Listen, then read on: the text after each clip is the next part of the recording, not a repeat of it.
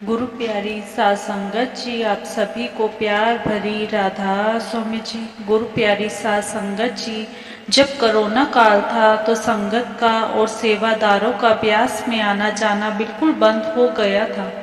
तो बाबा जी एक दिन लंगर की तरफ गए तो उन्होंने देखा कि लंगर की तरफ काफी पत्ते गिरे पड़े हैं। आप सब जानते ही हैं कि हमारे प्यारे बाबा जी को सफाई कितनी पसंद है। जो संगत जहाँ पर रह रही थी, भोजन भंडार, कैंटीन, वह वहाँ की सफाई कर देती थी, लेकिन लंगर में कुछ लांगरी थे और चंद सेवादार ही बाकी थे। पूरे लंगर की सफाई उनसे नहीं हो पाती थी। जब बाबा जी वहाँ पर काफी पत्ते गिरे हुए देखे तो उन्होंने ब्यास के सेक्रेटरी को फोन करके कहा कि लंगर की सफाई के लिए आप डेरे से ही कुछ सेवादारों को बुला लो जो आकर यहाँ पर साफ सफाई कर जाएंगे। सेक्रेटरी साहब ने डेरा निवासियों में से 8-10 परिवारों को फोन करके बोला कि बाबा जी ने आपको आज लंगर में सफाई के लिए बुलाया है। सुबह 9 से 4 बजे तक सेवा है और बाबा जी भी दर्शन देने के लिए आएंगे। तो साध संगत जी वे 8-10 परिवार के सेवादार वहां पर सेवा करने के लिए आ गए।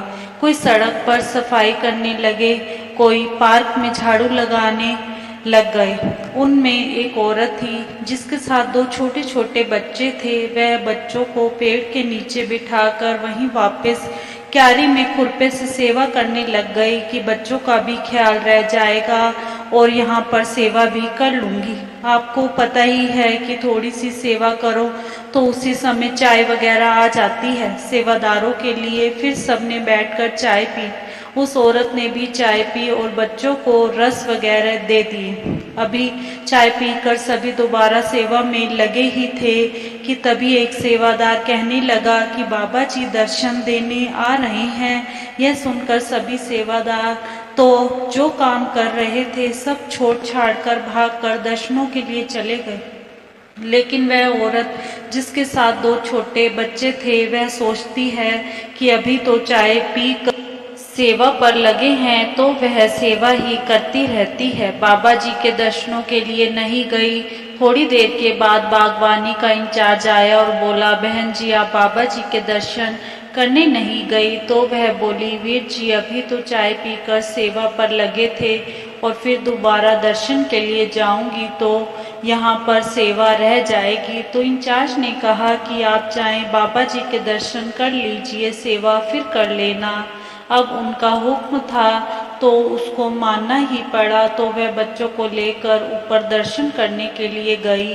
तो उसी समय बाबा जी दर्शन देकर वापस जा रहे थे। जैसे ही बाबा जी कार में बैठने लगे तो वह औरत ऊपर पहुंच गई। बाबा जी कार में से बाहर आ गए और उसके सिर पर हाथ रखकर बोले, शाबाश बेटा शाबाश। उस औरत की आंखों में से आंसू की धारा बहने लगी कि आज मेरे पिता ने मेरे सिर पर हाथ रख दिया। साध संगत जी वैसे तो कुल मालिक का हाथ अपनी पूरी संगत पर हमेशा रहता है, परंतु जो प्यार बाबा जी ने अपनी उस बेटी को दिया तो वह रो रो कर बाबा जी का शुक्र शुक्र करने लगी। डेरा ब्यास में भंडारे वाले दिन शनिवार और रविवार वाले दिन सत्संग शुरू होने से लगभग 2-3 मिनट पहले ही स्टेज पर होता है एक बहुत बड़ा ही चमत्कार। जब 3 लोग के मालिक बाबा जी स्टेज पर आते ही अपने दोनों हाथ जोड़कर सारी संगत को राधा स्वामी जी बोलकर गुरु गद्दी को शीश झुकाकर बैठते हैं और संगत पर अपनी पावन दृष्टि डालते हैं। जब सतगुरु संगत पर दृष्टि डालते हैं तो संगत बिल्कुल चुपचाप अपने बाबा जी को ही देखती रहती है और बाबा जी भी एक एक सत्संगी पर अपनी पावन दृष्टि डालकर उनकी हाजिरी लगाते हैं कि कौन कौन घूमने फिरने आया है, कौन सेवा करने, कौन सत्संग सुनने और कौन अफरा तफरी करने आए हैं। बाबा जी सब जानते हैं। एक बार पंडाल में 5 लाख संगत बैठी थी। सेवादार ने पूछा, बाबा जी इस बार तो भंडारे पर बहुत भीड़ है। तो बाबा जी बोले, भाई सत्संग सुनने तो केवल 50 लोग ही आए हैं, कोई कुछ लेने आया है, कोई कुछ खाने आया है और कोई सिर्फ मौज मस्ती करने आए हैं।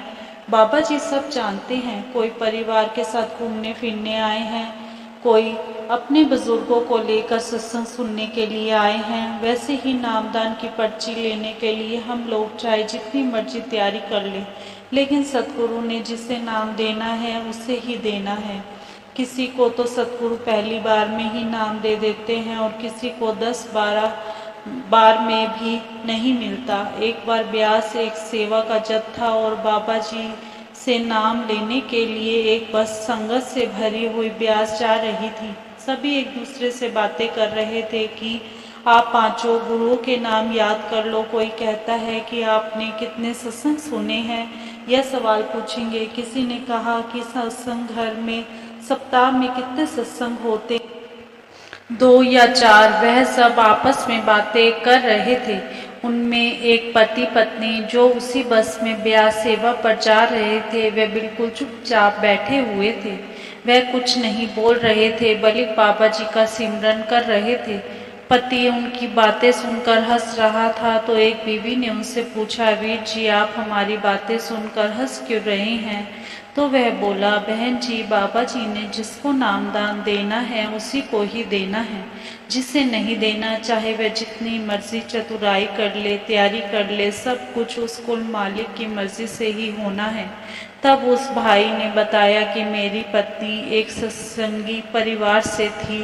वह सत्संग में भी जाती थी और सेवा भी करती थी, परंतु जब मेरी शादी हुई तो मैं बहुत शराब पीता था, लेकिन यह मुझे हर रविवार को अपने साथ सत्संग पर लेकर जाने लगी। धीरे धीरे बाबा जी की मर्जी से मेरी शराब छूट गई। तब वह फिर मुझे ब्यास डेरे भी लेकर जाने लगी। ऐसे मैं कई बार सत्संग में भी गया, बाबा जी के दर्शन किए, तो वह फिर मुझे नाम के लिए कहने लगी।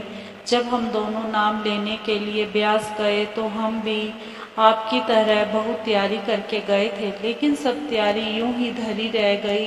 हम दोनों को ही नाम नहीं मिला, क्योंकि हम जिन प्रश्नों की तैयारी करके गए थे वह तो हमसे पूछे ही न गए। उस भाई ने कहा कि मैंने सोचा था कि मेरी पत्नी तो बचपन से ही सेवा करती है और बचपन से ही सत्संग सुनती है, शायद इसे नाम की पर्ची मिल जाएगी, लेकिन यह भी खाली हाथ आ गई। जहाँ कभी भी सत्संग में बोलते थे कि वहाँ पर नाम की पर्ची कटनी है, तो हम दोनों वहीं पर ही नाम लेने के लिए पहुँच जाते थे। मुझे तो तीसरी बार में नाम मिल गया, लेकिन मेरी पत्नी को 10वीं बार में ही नाम मिला। वह मुझे भजन सिमरन करते देखती थी तो वह कहती थी कि मैं क्या करूं। उसने एक बार बाबा जी से भी प्रश्न उत्तर में पूछा, बाबा जी मेरे पति जब भजन सिमरन करते हैं तब मैं क्या करूं? बाबा जी हैरान हो गए कि यह तुम क्या कह रही हो। फिर वह बोली, बाबा जी मेरे को भी नामदान दे दो ताकि हम इकट्ठे बैठकर भजन सिमरन करें। बाबा जी बोले, अब असली बात पर आई है। तो बाबा जी ने सिर हिला दिया, तो उसके बाद उसकी पर्ची कट गई और उसे भी नामदान मिल गया। एक आदमी ने यहाँ तक कहा कि ब्यास डेरे में अगर 10,000 लोग नाम लेने आते हैं तो उनमें से केवल 5,000 को ही नाम दान मिलता है, बाकी को अगली बार आने के लिए कह देते हैं। नाम तो गुरु की कृपा से मिलता है, जिसको नाम देना है उसको बाबा जी खुद ढूंढते हैं। जो लिस्ट बड़े महाराज जी बाबा जी को देकर गए हैं, जिनका नाम लिस्ट में है उसी को ही नाम मिलना है। एक बार एक सेवादारनी ने ब्यास से वापसी आते हुए अपने मन में कहा, बाबा जी जल्दी बुलाना। जब वह स्टेशन पर अपने शहर पहुंची, उसका बेटा उसको लेने के लिए आया और बोला, पापा ने शुक्रवार को ब्यास जाने के लिए फिर आपका नाम लिखवा दिया है। वह बोली, शुक्र मालिका, शुक्र दातिया, आपका बहुत बहुत शुक्रिया, क्योंकि वह हमारे मन की बात इतनी जल्दी कैसे सुन लेते हैं।